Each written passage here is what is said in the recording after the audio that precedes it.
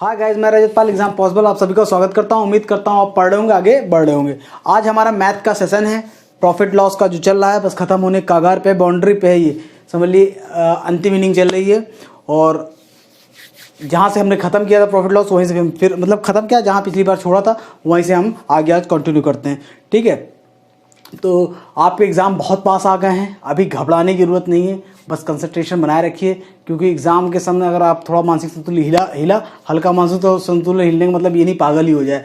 कहने का मतलब आदमी हड़बड़ाया तो गया सब कुछ, पढ़ाई एक तरफ हो जाती है और फिर एग्ज़ाम कचड़ा होकर आ जाता है। ठीक है, तो आपने जितना भी पढ़ा है, कम पढ़ा है, ज़्यादा पढ़ा है, उससे डजंट मैटर। जितना पढ़ा अभी आप कुछ नया ना करने की कोशिश करें और नया कुछ आविष्कार ना करने की कोशिश करें। अगर नया आविष्कार करने के चक्कर में इस वक्त आएंगे तो गड़बड़ जाएगा। जिनका पेपर पहले पढ़ा है तो उनके लिए तो खास करके ये बात है, और जिसके बाद में पढ़ाई तो अभी डिसाइड ही नहीं है ना। तो डिसाइड नहीं तो आप 10 दिन 15 दिन पहले थोड़ा अपना बस करंट पे फोकस करिए और अपना जो चीज़ आपने पढ़ रखी है उस पर थोड़ा पकड़ बनाइए। बस नया पढ़ने की कोई ज़रूरत नहीं है। और ये सब क्लासेस हैं, अगर आपकी कोई प्रॉब्लम है उसमें दे सकते हैं। जो अगले साल के लिए तैयारी कर रहे हैं, जो मतलब कि कंबाइंड पेपर होने वाला, मैं इसी चीज़ को देखते हुए मैथ करा रहा हूँ। सारा तब तक कंप्लीट हो जाएगा। अगर आप रेगुलर हैं तो आपको बहुत बेनिफिट मिलने वाला है। ठीक है, आपको ये क्वेश्चन, जैसे हम इतने सारे क्वेश्चन लगा रहे हैं, आप 2-3 बार उसको प्रैक्टिस कर लीजिए, फिर कोई क्वेश्चन आपसे बच के जा नहीं पाएंगे। तो आज का पहला क्वेश्चन आपके सामने ये रहा, देखिए।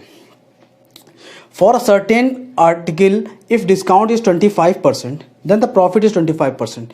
If the discount is 10% then the profit is. ठीक है, किसी वस्तु पर 25% छूट देने पर 25% लाभ होता है। यदि छूट 10% का होता तो लाभ % निकालना है। ठीक है, अब देखिए हमने क्या कर लिया, 100 रुपये मान लिए। कहीं भी देखिए मानने पे भी कहाँ, देखिए यहाँ आसान से मानने से आराम से हो जाए तो क्या दिक्कत है। 100 रुपये है, ठीक है, 100 रुपये है। कह रहा 25% छूट दे देंगे तो 75 रुपये। ये सेलिंग प्राइस, ये मार्क प्राइस है, ये सेलिंग प्राइस है। ठीक, तो इस पर क्या कह रहा है, 25% लाभ हो रहा, इस पर 25% लाभ हो रहा, इस पर 25% लाभ हो रहा। तो कॉस्ट प्राइस का ये क्या होगा, 125%। भाई कॉस्ट प्राइस का 125% इक्वल टू क्या है, 75। हमको कॉस्ट प्राइस निकालना है। ठीक, कॉस्ट प्राइस निकालना है, तो कॉस्ट प्राइस हमको निकालना है तो हम 100% निकालेंगे। तो हम ऐसा करेंगे, 5 इंटू कर देंगे, 5 इंटू कर देंगे और 4 से गुणा कर देंगे। 5 इंटू कर देंगे, इधर भी 5 से डिवाइड कर देंगे, 4 से गुणा कर देंगे। ठीक, देख लीजिए तो क्या होगा, 25 चौके 100% कितना आ जाएगा आपका, 15 चौके 60। तो आपका कॉस्ट प्राइस आ गया 100। ठीक, अभी कह रहा है अगर 10% छूट देते, 10% छूट देता, मार्क प्राइस पे ही 10% छूट देता तो 90 रुपये की बेचता, 90 रुपये की बेचता। कॉस्ट प्राइस 60 का है। जब कॉस्ट प्राइस, देखिए कॉस्ट प्राइस 7 का है, यही कर देते हैं। कॉस्ट प्राइस 60 का है, बेच रहा है 90, रेशियो ले लेते हैं, 2 3 जा और 3 2 जा 6 और 2 3 जा। कॉस्ट प्राइस नीचे, प्रॉफिट कितना का हो रहा, 1 यूनिट का इंटू 100, 50%। पहले का 50 का। सिंपल सा आंसर था। हमको करने में इतना समय, मतलब इतने स्टेप लग गए, लेकिन अगर आपको कॉन्सेप्ट पता है आप इस तरह करेंगे, इतने स्टेप लगेंगे नहीं। ये तो आपको समझाने में मैंने इतने ज़्यादा स्टेप इस्तेमाल कर दिया, आपको समझ में आ गया। ठीक, आपको समझ में आ गया होगा। कॉस्ट हमने मार्क प्राइस 100 रुपये मान लिया, 100 रुपये मार्क प्राइस मान लिया। मार्क प्राइस पे 25% छूट दिया तो सेलिंग प्राइस 75% हो गया। वो कह रहा 75 इतने में बेच रहा है तो उसे 25% लाभ हो रहा। तो ये सेलिंग प्राइस तो 100% है, लेकिन कॉस्ट प्राइस क्या है, 125% है। तभी तो 100% कॉस्ट प्राइस, 25% लाभ, 125%। तो 125% जो है हमारा क्या हुआ, 75 हो गया। हमें 100% निकालना हुआ, 100% हमारा 60 हो गया। यही हमारा कॉस्ट प्राइस हो गया। तो 60 जो हो गया हमारा कॉस्ट प्राइस हो गया। अब हमें कह रहा है अगर मार्क प्राइस पे 10% छूट देता तो 90 का बेचता और 60 का कॉस्ट प्राइस। आराम से आपको कॉस्ट प्राइस पता है, सेलिंग प्राइस पता है, आप आराम से निकाल सकते हैं प्रॉफिट परसेंटेज। ठीक, ये आपने नोट कर लिया होगा। देखिए मैथ के क्वेश्चन को पहले एक बार पढ़ने के बाद तुरंत टूटना नहीं है। रोटी का टुकड़ा उछालते हैं उसमें से टूट पड़ते हैं, उस तरह ये रोटी का टुकड़ा नहीं है, ये मैथ क्वेश्चन है। आप देखिए, 1 मिनट बता रहे हैं, लगभग 10 सेकंड क्वेश्चन को पढ़ के समझने की कोशिश करिए और फिर उस पर जोड़िए। आप अगर समझ करेंगे ना तो आपको टाइम नहीं लगेगा। आप टूट पड़ेंगे, कर तो आप तब भी लेंगे। बहुत कठिन क्वेश्चन नहीं है, XYZ मान के भी कर सकते हैं, लेकिन आपको टाइम लग जाएगा। आप अगर परसेंटेज में है, परसेंटेज में खेलने की कोशिश करेंगे, लेकिन समझ के। ठीक है, तो चीज़ें आपको बहुत आसान लगेगी परसेंटेज प्रॉफिट लॉस में। ठीक है, चाहे जो भी है, आप परसेंटेज प्रॉफिट लॉस इस्तेमाल हर जगह होता है। तो आप पहले क्वेश्चन देखिए, एक बार सोचिए करना क्या है, दे क्या रखा है, निकालना क्या है, एक बार जरूर सोच लीजिए, ठीक। टूटना नहीं पड़ता भाई। बहुत बच्चों को देखा है, वो क्वेश्चन देखते ही पहला पन्ना मतलब पहली लाइन पढ़ते ही हाथ चलाने लगते हैं। इस पे नहीं, हाथ रोकिए, पेन को रोकिए, दिमाग का चलाइए। दिमाग चलाएंगे तो पेन की जरूरत नहीं है।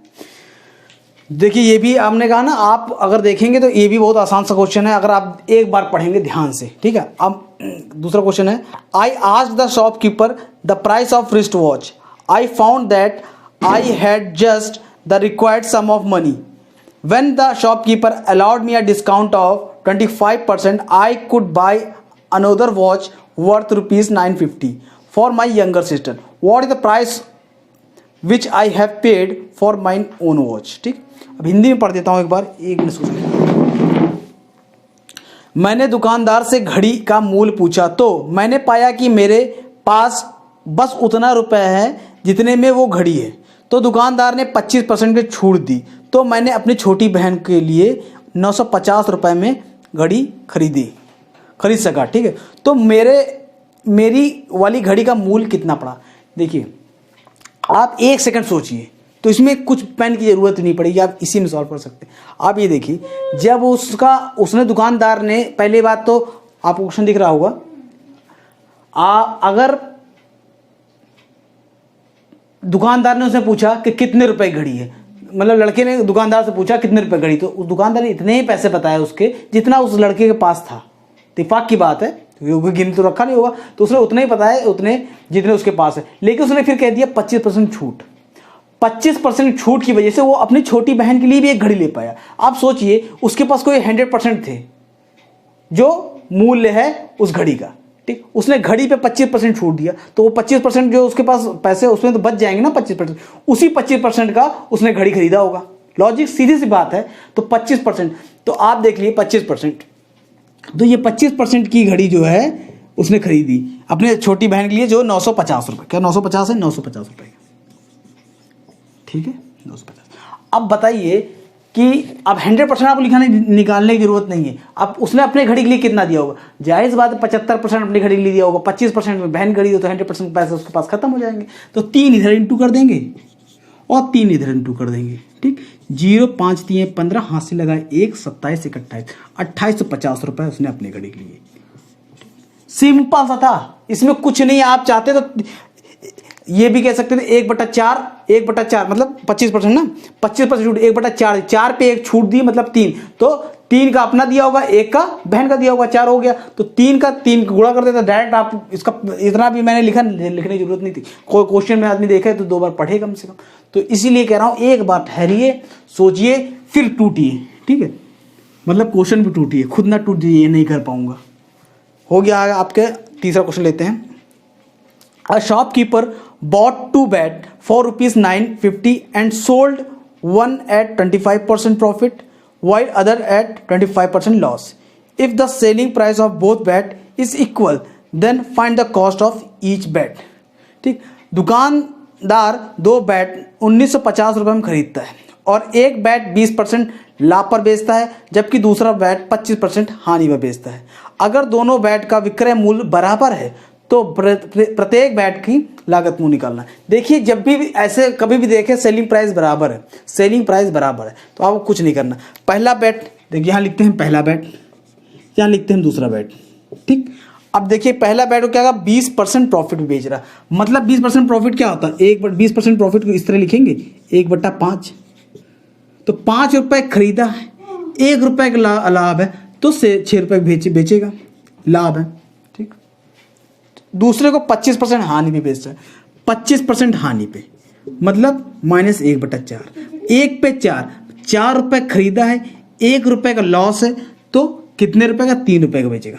4 में से ये कॉस्ट प्राइस है, 1 रुपए लाख सेलिंग प्राइस, 4 रुपए कॉस्ट प्राइस है, 1 रुपए का हानि, 3 रुपए सेलिंग प्राइस। ठीक, क्या रहा है, सेलिंग प्राइस सेम है। जब सेलिंग प्राइस सेम है तो ये तो गलत बात है, यह 3 है, ये 6, तो इसको हम क्या करेंगे, 2 से इंटू कर देंगे।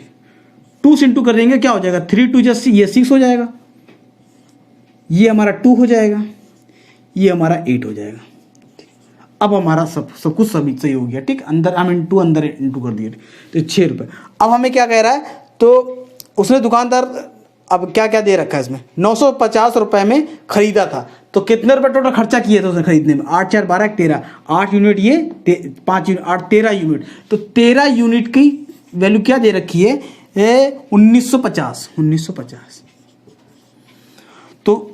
तो प्रत्येक बैट का लागत मूल्य निकालना है, तो 5 का अलग निकालना है, 8 का अलग निकालना है। तो 13 पहले हम कर लेते हैं, 13 से काट लेते हैं, 13 कम 13, 1 यूनिट वैल्यू क्या होगी 13 कम 13, 13 कम 13, 13 पचे 65, 150, 150। तो ये 5 यूनिट, तो पहला बैट कितने का हो जाएगा 150 को 5 से इंटू कर 15 750 रुपये, इंटू तो बहुत तेज करना है, ये इतने रुपए का 750 रुपये का, और ये कितने का हो जाएगा 15 8 120 1200 रुपये का। पहला बैट उसने 750 रुपये खरीदा, दूसरा 1200 रुपये। कुछ था इसमें, कुछ नहीं था। अगर आपकी स्पीड है थोड़ी सी और आपको समझ में है तो इसको 2 स्टेप लिखने में कितना समय लगेगा आपको, कुछ समय लगेगा। ठीक, आपने क्या किया 20% लाभ पे बेचा, तो 5 पे 1, 20% मतलब 5 पे 1, इस 5 का 20% ये और 5 पे 1, 5 रुपये का खर्चा किया, 1 रुपये का लाभ हुआ, 6 रुपये का बेच दिया। ठीक, कॉस्ट प्राइस, लाभ, सेलिंग प्राइस। अब उसने क्या किया 25% को, तो 25% को अगर हम देखिए, अब हम डायरेक्ट यहाँ से भी अगर मान लीजिए हमको करना हो तो इसमें क्या है, हमें कॉस्ट प्राइस 8 बनाना, 2 से इंटू कर 2/8, मतलब 2 8 पे 2 का नुकसान, 8 पे 2 का नुकसान 6। आप इस तरह भी कर सकते हैं। खैर आपको जिससे समझाया वो ज़्यादा बेटर तरीका है, आप आराम सॉल्व करिए। ये कॉस्ट प्राइस जब पता लग गया तो 8 4 12 13, टोटल तो 13 यूनिट खरीदा था, टोटल 13 यूनिट इसके बराबर, 13 यूनिट, 1 यूनिट की वैल्यू निकाली 150 रुपये, तो हमें 5 यूनिट की अलग चाहिए, 8 यूनिट अलग चाहिए, तो 15 पचे 75 750, 8 15 8 120 1200 रुपये। ठीक, आप नोट कर सकते हैं।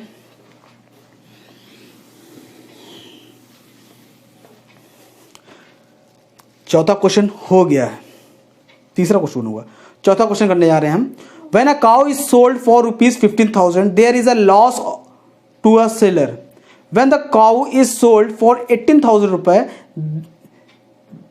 there is the profit which is 20% of the loss. Find the cost of cow. Hindi पढ़ देता हूँ। जब गाय 15,000 रुपये में बेची जाती है तो विक्रेता को कुछ हानि होती है। ठीक है, उसे नहीं पता कितनी हानि हो, लेकिन कुछ हानि होती है। और जब गाय 18,000 रुपये में बेची जाती है तो विक्रेता का जो लाभ होता है वो हानि जो हो रही थी उसका 20% लाभ होता है। ठीक, तो गाय की लागत मूल्य निकालिए। पहले स्थिति में क्या है, पहले देखिए उसको लाभ कितना हो रहा, हानि का 20%, हानि का 20%, 20% को कैसे लिखेंगे फ्रैक्शन में, फ्रैक्शन में 1/5, हानि का, इसका यही तो हुआ, इसका मतलब यही तो हुआ, इसका 20% ये है, हमने आपको बताया इसको किस तरह लिखते हैं, इसका 20% ये, मतलब हानि इतना है तो लाभ कितना होगा, इसका 20% 1। ठीक, ये हानि है तो ये लाभ है। अब देखिए जब क्या कर 15,000 रुपये में बेचता है, 15,000 रुपये में बेच रहा है तो कितना हानि हो रहा है भैया, 5 यूनिट की हानि हो रही है। तो हानि को जोड़ दीजिए भाई, हानि जो हम वापस जोड़ दे रहे हैं 5x, हमने मान लिया x है, 5x x। ठीक, तो 5x हमने जोड़ दिया, ये 5x की हानि हो रही थी, जोड़ दिया, अब हमारा कॉस्ट प्राइस बन गया, बन गया। अब 1800 रुपये में बेचता है तो इसका 20% नुकसान हो रहा है, इसका 20% मतलब x, ये 5x है, ये तो ये x हो जाएगा, तो x का क्या हो रहा है, लाभ हो रहा है। तो हम हटा देंगे, लाभ को हटा देंगे, सेलिंग प्राइस में से लाभ को हटा देंगे तो हमारा कॉस्ट प्राइस आएगा, कॉस्ट प्राइस इक्वल कर देंगे। अब देखिए कुछ नहीं करना, इसको इधर ले आएंगे, 6x = 15 3 3 3 0 0, 15,000 18,000, ये शायद 18,000 कितना है, 18,000, ठीक है 18,000, 3,000 रुपये होगा। ठीक, तो x = का जाएगा 500 रुपये। अभी हमें निकालना क्या है, हमें निकालना है लागत मूल। तो आप चाहे इधर 5 से इंटू करके इसे प्लस करिए, चाहे इधर 500 माइनस कर दिया। 18,000 में 500 माइनस करेंगे कितना होगा, 17,500 रुपये इसका कॉस्ट प्राइस है।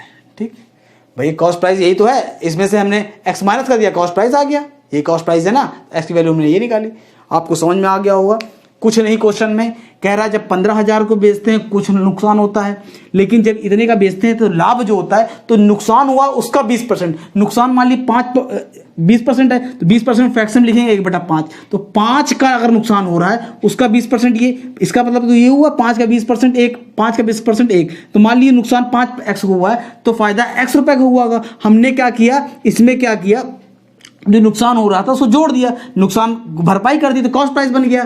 ठीक है। और इसमें जो फायदा हो रहा था उसको हटा दिया, जो फायदा हटा दिया तो हमारा कॉस्ट प्राइस बन गया, दोनों इक्वल कर दिया, एक्स की वैल्यू निकालिए, एक्स माइनस कर दिया। सीधा सिंपल और टिकाऊ क्वेश्चन है, ठीक है। ये टाइप ऑफ क्वेश्चन आता है और कुछ नहीं है इसमें। आपको समझ में आ गया होगा, मैं आपसे उम्मीद करता हूं ये सारे सरल क्वेश्चन आपको समझने में कोई दिक्कत नहीं हो रही होगी।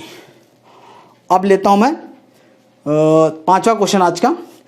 The list price of TV is ₹6400 and is sold to a retailer at two successive discount of 25% and 15% respectively. The retailer wants to print a price at the TV in such a way that after allowing a discount of 10% at new market price, he can earn 20% profit. Find the new market price. ठीक, हिंदी में इसका है नहीं, इसका हिंदी में नहीं लिखा है, आपको मैं समझा देता हूं तब भी। The list price of TV is 64,000। जो टीवी का लिस्ट प्राइस है वो 64,000 है, ठीक है। उसको बेचा जाता है दो छूट देकर 25% और 15%, ठीक है। जब बेचा गया, ठीक है, तो the retailer wants to print, वो रिटेलर इतना रुपए वो टीवी में प्रिंट करना चाहता है कि उस पर 10% छूट देने के बाद भी उसे 20% का लाभ हो, ठीक है। कभी भी दो चीजें डिस्काउंट दे रखा हो, ये ना बताया हो। देखिए पहले में क्या कह रहा है, 64 पे 2 डिस्काउंट देता है, 64 पे 2 डिस्काउंट देता है, 6400 पे 2 डिस्काउंट देता है, कितने पर? तो 25%। फिर दूसरे सक्सेसिव है ना, मतलब दूसरा डिस्काउंट देता है 15%। तो 25% मतलब डिस्काउंट क्या होगा, 25% डिस्काउंट को 1/4 लिखेंगे, मतलब कि 4 पे 1 की छूट, तो 3/4 हो जाएगा। दूसरा डिस्काउंट क्या, सक्सेस डिस्काउंट 15%। 15% कैसे लिखें, 5 इतना का छूट देता, तो 17/20%। ये आपको लिख बता रहा हूं, ये सब आपको डायरेक्ट लिखना है, ठीक। जब प्रॉफिट लॉस नहीं बता रहा है तो बेच रहा हो तो कॉस्ट प्राइस, मतलब वो जब नहीं बता रहा है और डायरेक्ट पूछ रहा है तो आप इसको कह सकते हैं कि प्रॉफिट लॉस नहीं तो ये कॉस्ट प्राइस ही होगा। या तो बोलता प्रॉफिट हो रहा है इतना रुपए का, लॉस हो रहा है, नहीं बोल रहा। फिर दूसरा कह रहा है ये इसका कॉस्ट प्राइस भी हो जाएगा, सेलिंग प्राइस भी हो जाएगा, ठीक है। तो अगर बताता है कि इतना % प्रॉफिट इतना % लॉस है, तब तो हम कुछ लगाते, कुछ दे ही नहीं रखा है तो हम लोग को कॉस्ट प्राइस मान लेते हैं, ठीक है। तो एक दूसरा उसने मार्क प्राइस किया उसी वस्तु पे कि उस पर 10% छूट देने के बाद भी 20% लाभ हो, तो कॉस्ट प्राइस ये है, ठीक है। इस पे 20% लाभ चाहिए, ठीक है।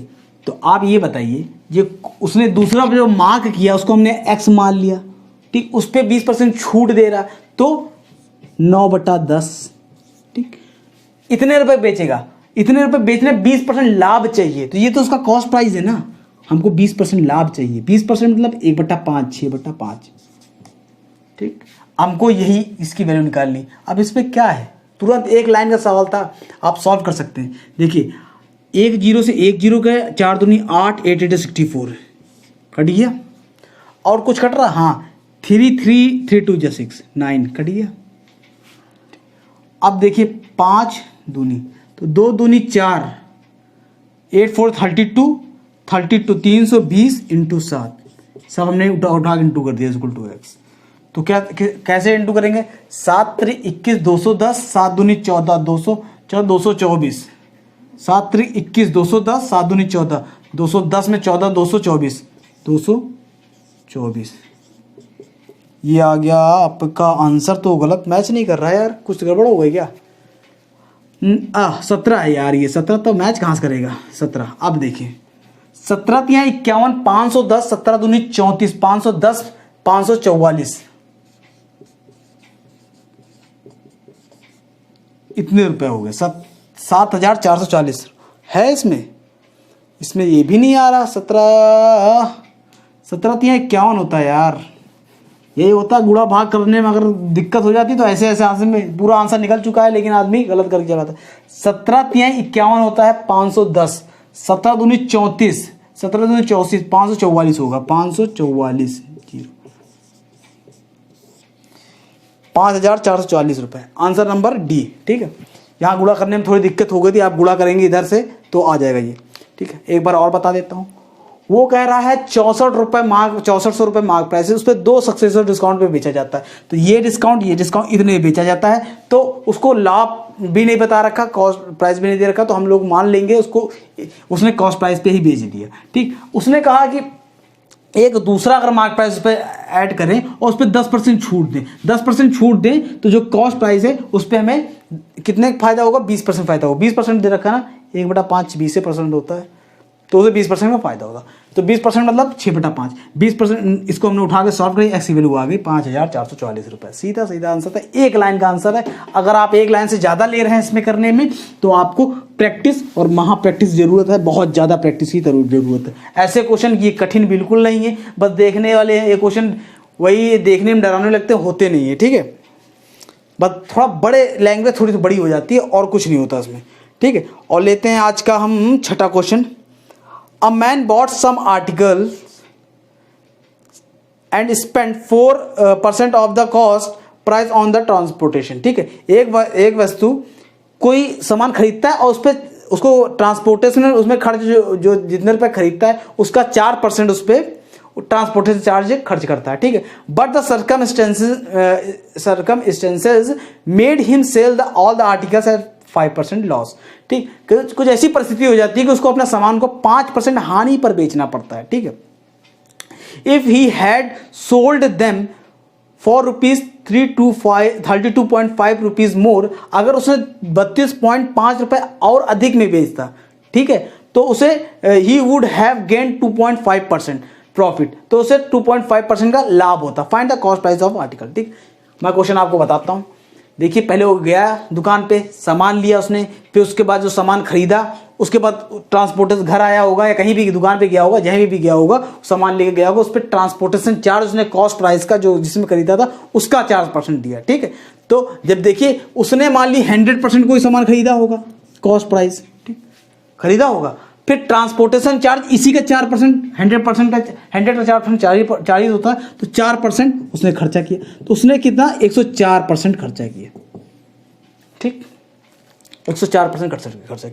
तो वो क्या कहता है, फिर उसको ऐसी परिस्थिति बनी कि उस सामान को उसने 5% हानि में बेचा, लेकिन कह रहा है 32.5%। अब यहां बात आप रोक दीजिए, ये एक जो उसने बताया था खत्म। अब दूसरी बात सुनिए, अगर उसने ऐसी परिस्थिति बेची, उसने 5% लॉस पे बेचा, अगर उसने 32.5 रुपए अधिक में बेचा होता तो उसे 2.5% लाभ होता, 2.5% का लाभ होता। तो मतलब पहले वो लाभ के लिए ये 5% पूरा करेगा, 95% है, 5% पूरा करेगा, फिर 2, तो कितना होगा, 5 2 7 7.5% हो जाएगा। भैया पहले ये 0% पे आएगा, मतलब 0% बता रहे हैं, ठीक है। पहले ये 5% माइनस करेगा, खत्म करते करते -4 तो 0% पे आएगा, फिर 2 पॉइंट, तो कितना 5% हुआ, 2 5 तो 7.5% हुआ। इसकी वैल्यू ये हुआ 7.5%, मतलब 7.5% ये हमारा बना कितना 32.5, ठीक।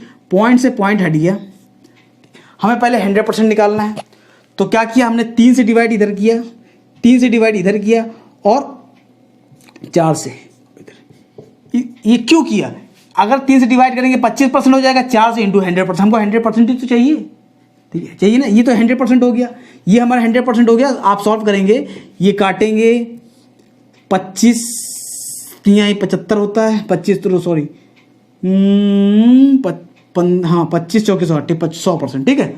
अब क्या कटेंगे, अभी ये कट रहा है, 3 2 5 5 10 नहीं कट रहा है ना, तो हम ऐसे इंटू कर देते हैं, 5 चौके 20, हाथ से लगा 2, 4 दूनी 8 2 10, हाथ से लगा 1, 4 3 12 13 3, ठीक, 1300/3, 1300, 100% इतना है। अब देखिए 100% इतना है, ठीक। अब ये देखिए आप, ये तो 104%, 100%, तो ये हमने क्या कहा, ये आप यहां रोक लीजिए। अब जो काम होगा 100% पे होगा। हमारा क्या हुआ, 4% उसने इतना खर्चा किया, इतना उसने टोटल खर्चा इतना कर दिया, ठीक। उसको निकालना क्या है, find the cost of the article, उसको 100%, तो ये जो है ये इसके हिसाब से 104% हुआ, इसके हिसाब से ये 100% क्या आता। पहले हमने पहले मान लिया कोई चीज बेच रहा था इतने रुपए हानि पर, इतने रुपए अधिक में बेचता तो इतने रुपए अधिक में बेचता, इतने रुपए का हानि होता, इस हिसाब से 100% ये आ गया, ठीक है। अब आते हैं अब इसको जोड़ते हैं, उसने खर्चा कितना किया, उसने 104% खर्चा किया था ना, उसने 104, इसके हिसाब से 104% हो गया, तो 104% हमारा क्या हो गया 1300/3। हमें कितना 100% चाहिए, तो इसको हम ले आएंगे 1% वैल्यू ये हो जाएगी 104, ठीक, 1% वैल्यू ये हो जाएगी, ठीक, इंटू 100 करते हैं 100% वैल्यू ये हो जाएगी, ठीक। अब काटते हैं पीटते हैं, जो आंसर आएगा आ जाएगा। ये आया 100, ये आया 8, ये आया 25, ये आया 4 दूनी 8, 4 दूनी 8, ये वो 50, तो ये आया 5 से 125 0/3। इसको सॉल्व करेंगे तो 3 4 जा 12, 3 1 जा 3, 2 बचा 3 6 जा 18.66 रुपीज़।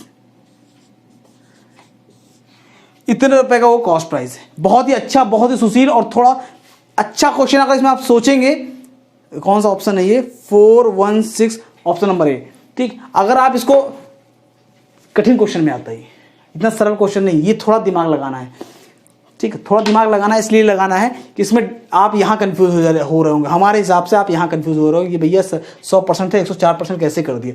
देखिए, आप वो दुकान पे गया, उसने कोई सामान खरीदा, ठीक है, 100% कोई सामान उसने लिया, ठीक, 100%, फिर उसने क्या किया, ट्रांसपोर्टेशन लिया 104, उसका टोटल खर्चा 104% हो गया, ठीक। यहाँ बात रुक गई, उसका खर्चा। अब वो बेचने पे आता है, ठीक, वो वस्तु को 100% मान लेता है, ये 104% है, वो तो हम जानते हैं, वो अलग रख दिया। अब इसको कोई वस्तु उसको 100% मान लिया, अब उसको 100% जो उसका रेट कुछ भी होगा नहीं पता, तो वो कह रहा इतने में 5% हानि बेचते हैं, 5% हानि का बेचते हैं, हमें नहीं पता कितने का है, तो 100% मान लिया उस वस्तु को सामान, तो 5% हानि बेच रहा है। कह रहा अगर इतने रुपए अधिक बेचते इतना लाभ होता, तो ये इतने रुपए अधिक होता तो इतना लाभ होता, 7.5% ये हो जाएगा 100%। तो इसका हमने जो 100% माना था वो, तो 100% माना था, ये हो गया, ठीक है। अब हम फिर इस पर वापस आते हैं, तो ये 104% की वैल्यू है ना, इसमें ट्रांसपोर्टेशन चार्ज वो हटाना पड़ेगा, इसमें ट्रांसपोर्टेशन चार्ज है लगा, उसने जितना खर्चा किया था, ये तो 100% इतना उसने खर्चा किया था टोटल पे, लेकिन उसको ट्रांसपोर्टेशन चार्ज हटाना पड़ेगा ना। ट्रांसपोर्टेशन चार्ज जोड़ के 104% हो रहा है, तो ट्रांसपोर्टेशन चार्ज जब हटाएंगे तो हमारा 100% कॉस्ट प्राइस आ जाएगा।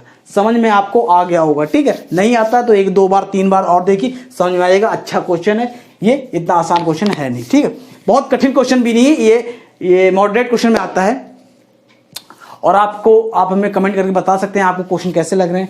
हम अपने अकॉर्डिंग अच्छे क्वेश्चन ले रहे हैं, ऐसे नहीं घटिया भी कई क्वेश्चन होता है जो एग्जाम में आते हैं, जिस टाइप के आते हैं वही ले रहे हैं। आप इस टाइप की तैयारी करेंगे ना, मैं गारंटी दे रहा हूं आपका मैथ की वजह से सिलेक्शन नहीं रुकेगा, मैं आपसे गारंटी। आपको पेड कोर्स, वोट कोर्स यही सब पढ़ाते हैं दोस्त, और कुछ अलग नहीं पढ़ाएंगे तुमको, क्योंकि आपको कठिन लग रहा होगा। अगर आप बहुत ज़्यादा बेस में हो, आपको थोड़ा कठिन लग रहा होगा ये, क्योंकि ये तरीका भी थोड़ा अलग है, सब कुछ मैं थोड़ा अलग तरीके से बता रहा हूँ, इसलिए भाई ये वही पढ़ेगा जिसको सिलेक्शन लेना है, ठीक है।